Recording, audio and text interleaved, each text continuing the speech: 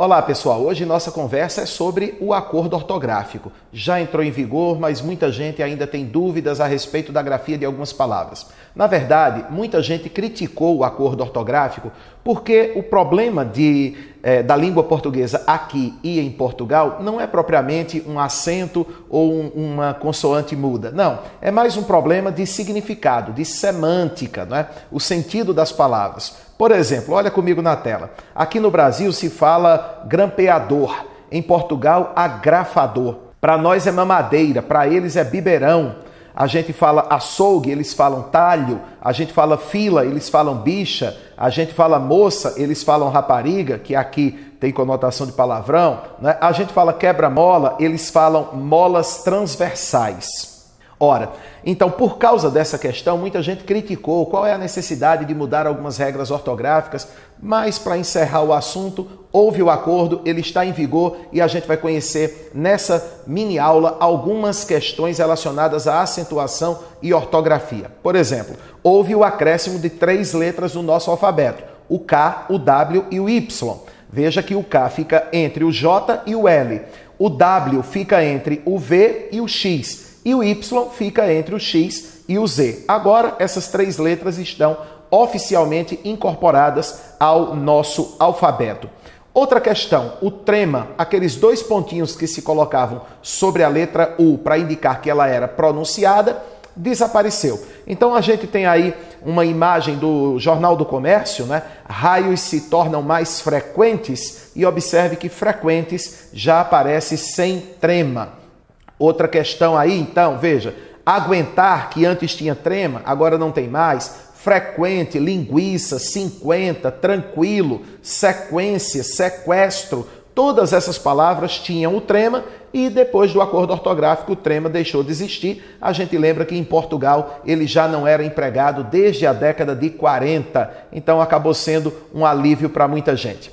Quanto à acentuação, vou chamar a sua atenção aqui dos ditongos ei e oi nas palavras proparoxítonas. Ditongo é quando essas 2 letrinhas ficam na mesma sílaba. E paroxítona quando a sílaba tônica é a penúltima sílaba. Antes do acordo, esses ditongos eram acentuados. É o caso de ideia, europeia, tireoide, androide, heróico. Veja que o ei e o oi ficam na penúltima sílaba.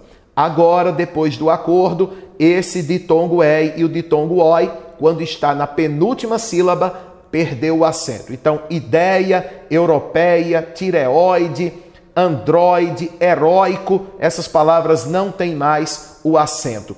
Da mesma forma, perderam o acento Coreia, joia, jiboia, alcateia, paranoico, enfim. Toda vez que esse ei e esse oi estão na penúltima sílaba, eles não terão mais o acento. Mas permanecem com acento essas palavrinhas aí. Olha, herói, corrói, pastéis, anéis e fiéis. Eu também tenho o ditongo oi e o ditongo ei, só que agora esse ditongo está na última sílaba. Quando esse ditongo ei e oi, né, quando esses ditongos estão na última sílaba, o acento permanece. Quando é na penúltima, o acento deixou de existir. Outra regrinha, outra questão que se modificou, não se acentuam mais os hiatos e e o. Na nossa língua, 2 letras iguais nunca ficam juntas na mesma sílaba. Portanto, quando eu tenho e o, isso é um hiato, cada letra de um lado, né? Antigamente, havia o acento no primeiro e no primeiro o. Era o caso de creem, leem, veem, perdoo e abençoo. Com as novas regras, esse acento circunflexo deixou de ser empregado. Então, não se acentuam mais os hiatos e o. Em relação a acento diferencial, o acento foi mantido em 2 palavras. Pode, para distinguir de pode. Veja, ela pode viajar é diferente de ela pôde viajar. Se você diz que ela pode, ela ainda vai viajar. Se você diz que ela pôde viajar, pôde é o pretérito perfeito, significa que ela já viajou. Então, o acento aí muda o sentido da frase, determina o tempo do verbo. Da mesma forma, o por na forma verbal. Quando eu digo andei por aí, esse por é uma preposição, não tem acento. Quando eu digo vou pôr os livros sobre a mesa, esse pôr é acentuado porque é uma forma verbal. Então o verbo pôr tem acento, mas os verbos derivados de pôr não. Então compor, depor, impor, repor e contrapor são exemplos de formas verbais que não são acentuadas. Todos esses verbos são derivados de pôr. Agora, é facultativo o acento na palavra forma. Então veja, as crianças colocavam a manteiga na forma do bolo. Você pode escrever forma com acento ou sem.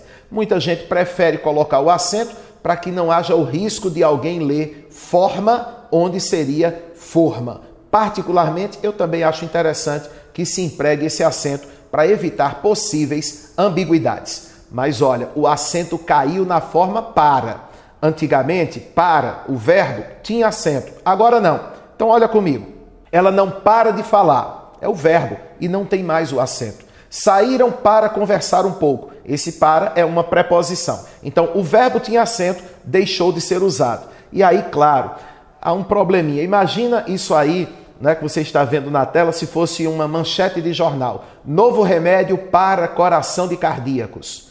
Certamente seria uma manchete dúbia, né? Esse para é que o remédio é para o coração ou o remédio faz o coração parar? Muita gente andou reclamando também dessa retirada do acento da forma verbal para, mas está estabelecido pela Academia Brasileira de Letras. Não tem mais o acento na forma para, na forma verbal, né? E também não tem mais acento a forma polo, o substantivo pelo, o pelo do cachorro, a forma verbal pelo, pera e coa perderam o acento.